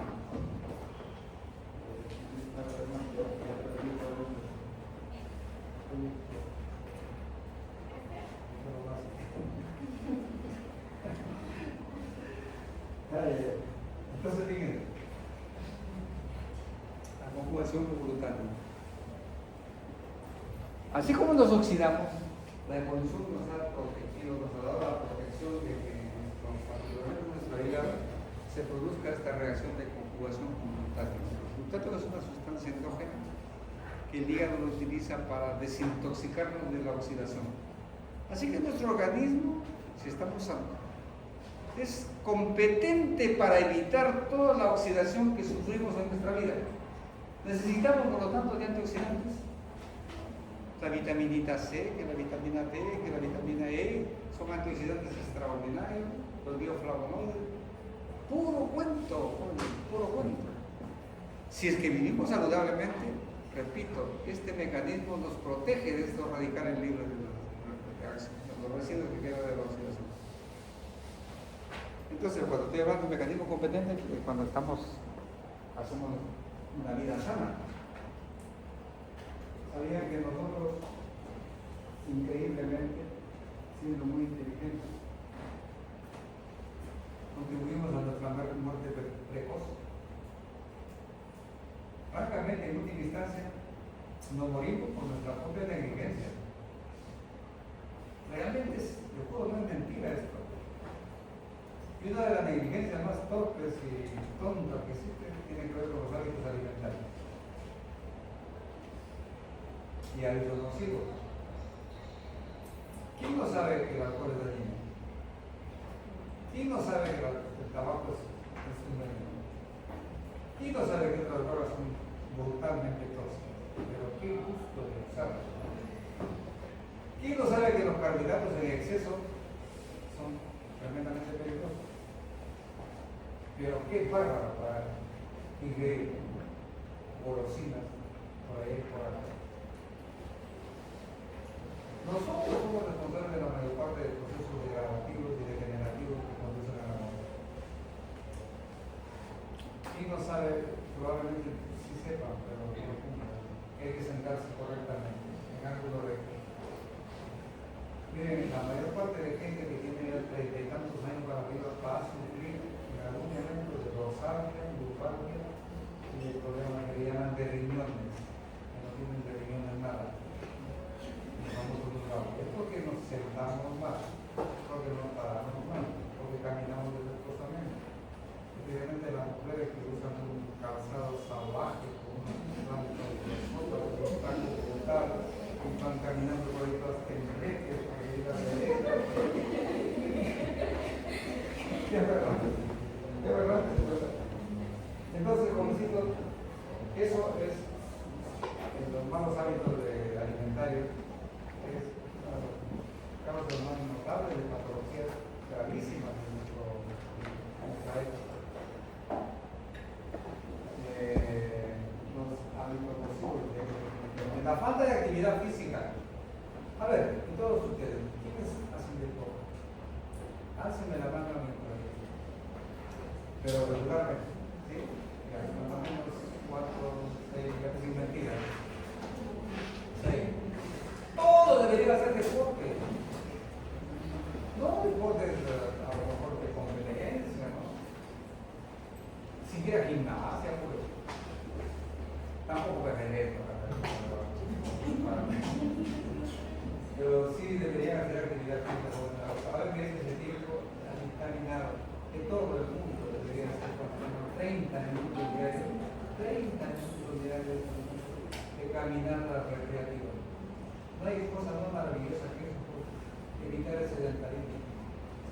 Pero el mundo está hecho para que nos matemos. ¿Por qué creen que se inventan los motores remotos? Antes, incluso en los casos para aprender la televisión, teniendo que pararse, para la perilla, cambiar el canal, estar haciendo actividad y ahora no, se echan en el nuevo y comodismo, eso es lo que nos gana la actualidad. Bueno, factores genéticos, por si acaso, repito nuevamente, hay acelerador electros, sus metabolismos de fármacos lentes se pueden intoxicar con mucha facilidad. Y hay aceleradores rápidos donde el medicamento deja de actuar rapidísimo.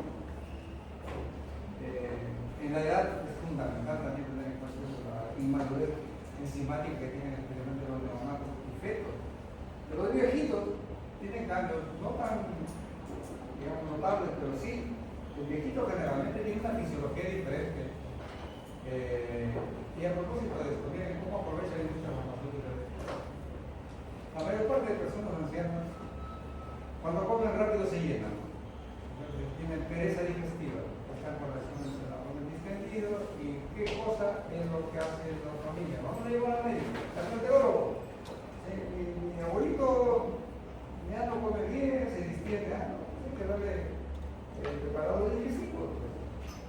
Digestivo. ¿Qué tienen los preparados digestivos? Tienen encima, terminamos. La comida. No está comiendo bien el viejito. Bueno, pues hay que darle el famoso digestase, el famoso digestin, que le va a ayudar a digerir la comida, se va a quedar campeón el viejito. Bueno, pues pobrecito. Miren, solamente le doy esta nota para que lo encuentren. ¿Qué es lo que le ha dado? En el medicamento le ha dado enzimas. ¿Qué cosas son? ¿Qué naturaleza química tienen las enzimas? Proteínas. Entonces, cuando el viejito que tiene supuestamente pereza digestiva, el estómago está ahí, recibió la comida, y el estómago, pues, y ya después de la digestión, ya no está digiriendo la comida adecuadamente, y le falta, entre comillas, enzimas, recibe el medicamento que tiene proteína, que tiene la enzima tal, y supuestamente la proteína va a ayudar a digerir la comida y el paciente lo va a asimilar. ¿Sí? Eso es en teoría lo que se espera. Pero ¿por qué no puede pensar la gente que tenemos cierta formación profesional de salud? Va a tener tiempo de actuar la enzima digestiva que estoy tomando cuando entre a mi estómago y se ponga en contacto con la secreción plástica. ¿Qué tiene mi secreción plástica? Pepsinas. ¿Qué son las pepsinas? Pepsina proteolítica. Apenas encuentran una proteína, la destruyen de inmediato. Entonces, este producto que me recetó el medicazo, rapidísimo va a entrar en contacto, antes de entrar en contacto con la comida, con el jugo gástrico. Y el jugo gástrico lo primero que hace es destruir la proteína que está ahí, que es la enzima. Y será activo entonces el producto para ayudar a superar el problema del paciente. Miren, se dan cuenta, es una cuestión elemental nomás. Es una estafa ese tratamiento. Y es una estafa ese medicamento. No sirve. De esto hay ejemplos que sería tóxico por el mercado. Lo que no debo de pasar porque le tengo odio al colágeno que tanto lo usa gente tóxica por ahí. Consumen colágeno para que mejore su colágeno. Estás envejeciendo, tienes arrugas. Usa colágeno. A veces incluso como un buen pico. El colágeno que quiere ese paciente, esa mujer, por ejemplo, que está queriendo ser bella siempre, va a llegar el colito acá, a subir la acción del jugo gástrico y desaparece su naturaleza proteica, se desnaturaliza y de proteína, como es el colágeno, ¿y qué termina? La proteína. Aminoácido. Y el aminoácido tiene la función de la proteína integral. No, pues, mi necesidad biológica hará que ese aminoácido que he ingerido cuando tomo colágeno se me vaya a formar hemoglobina, a formar leucemina, caseína, si tuviera algo de mamá, mioglobina. Se va de acuerdo a mi genética, de acuerdo a mis necesidades biológicas. No se va a formar colágeno otra vez, como algún médico alguna vez decía. Entonces, si es así, la cosa tan sencilla, para los que sufren de cardiopatía, hay que decirle que coman anticucho todos los días, porque su corazón no se colágeno. Comiendo corazón y se va a ir el corazón. Es un insulto de inteligencia el uso del colágeno como decir, por vía cutánea que se absorbe ese colágeno como proteína, la proteína se va a absorber como tal por la piel, porque a mí me indigna este tipo de cosas. Y cómo la gente, en su ignorancia, se deja sorprender. Pero los médicos son los que recomiendan eso. La excreción, generalmente renal, ¿no es cierto? También hay una excreción más importante, la pulmonar, la gastrointestinal.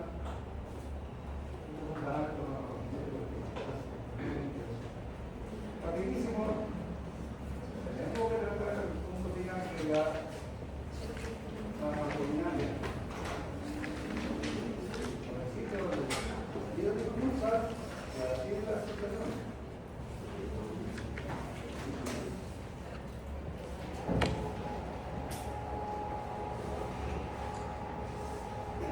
Aquí, por favor, siempre voy a pedir que usted ya lo revise, que son mecanismos, son información importantísima de que el efecto farmacológico primario, que el efecto indeseable adverso, tiene sus diferencias, por si acaso, el celular.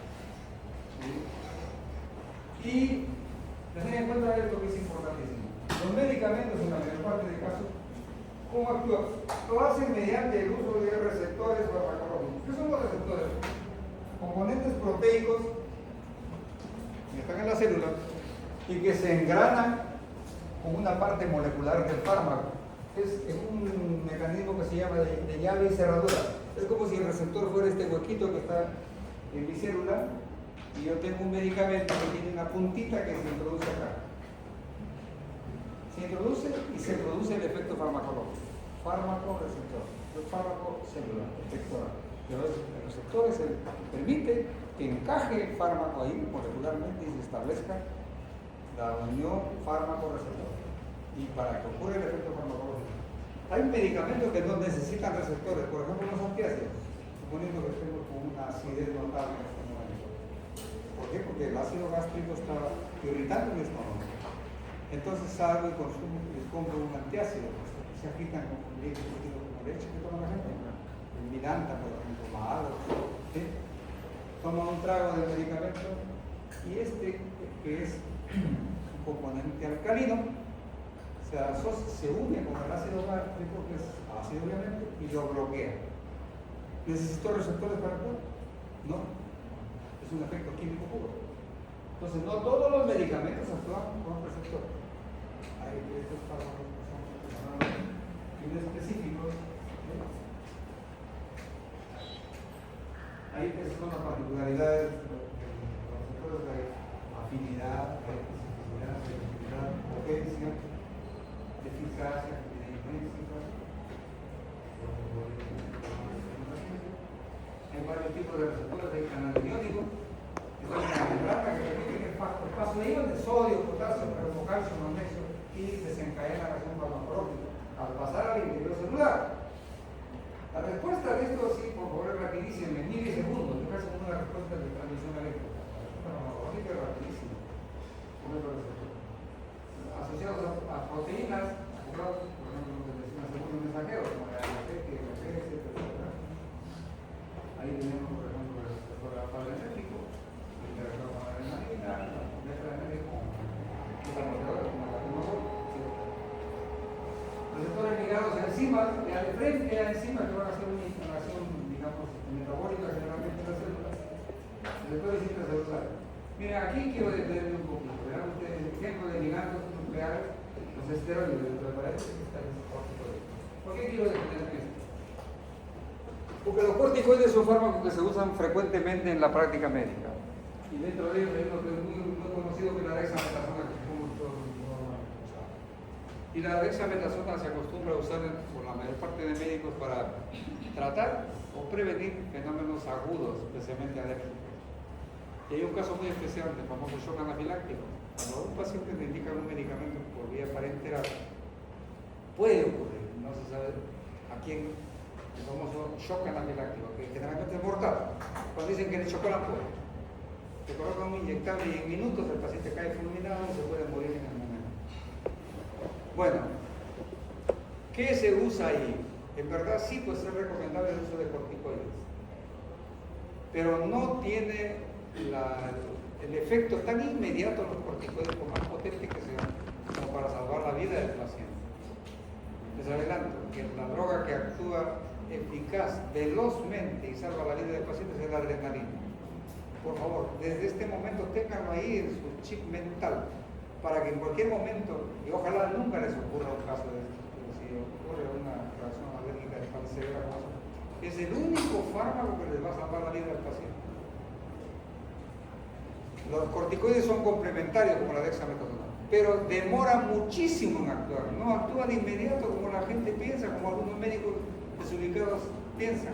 Creen que colocándole la dexametasona incluso le va a prevenir, se colócale antes una dexametasona. Demora horas en actuar, el paciente está en su cajón y ya lo llevaron a enterrar y recién va a comenzar a actuar la dexametasona.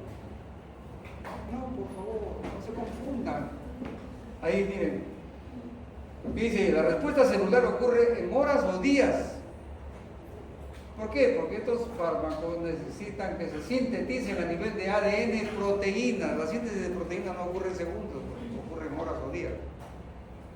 Sí, jovencitos, por favor, no cometan ese error de estar usando este tipo de fármacos como corticoides para prevenir cosas tan violentas como una anafilaxis.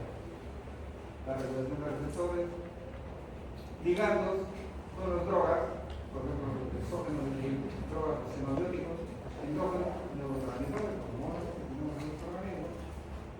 fármacos de zona específica, ahí estos conceptos, agonista y antagonista.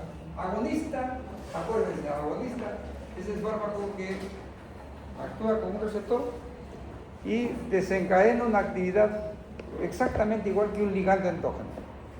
Por ejemplo, la adrenalina es un ligando endógeno porque se produce en nuestra médula suprarrenal. Está ahí trabajando cotidianamente en nuestro organismo.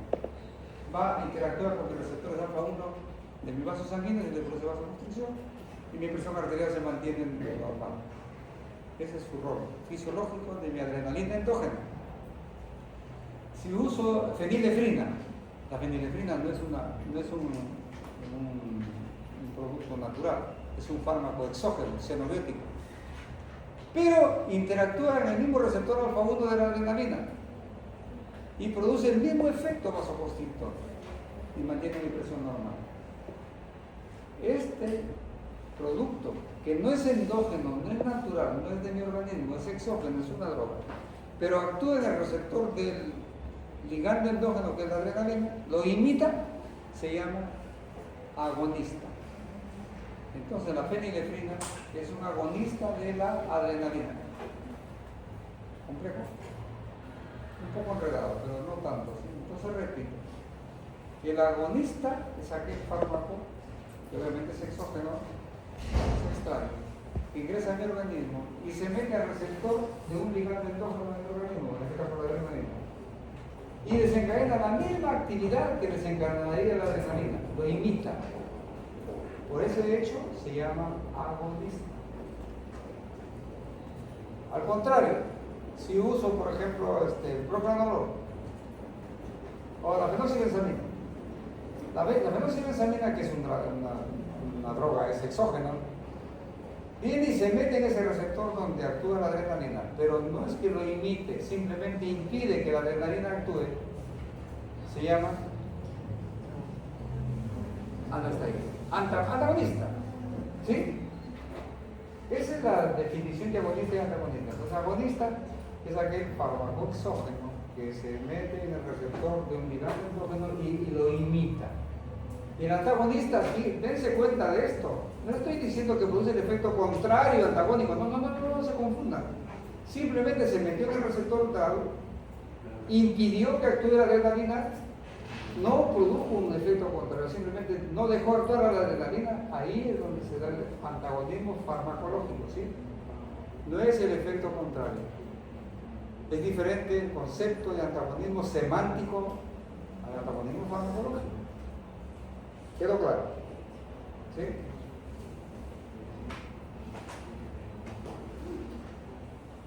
Factores modificadores del efecto farmacológico, desde el sexo, la raza, patológico, la insuficiencia renal,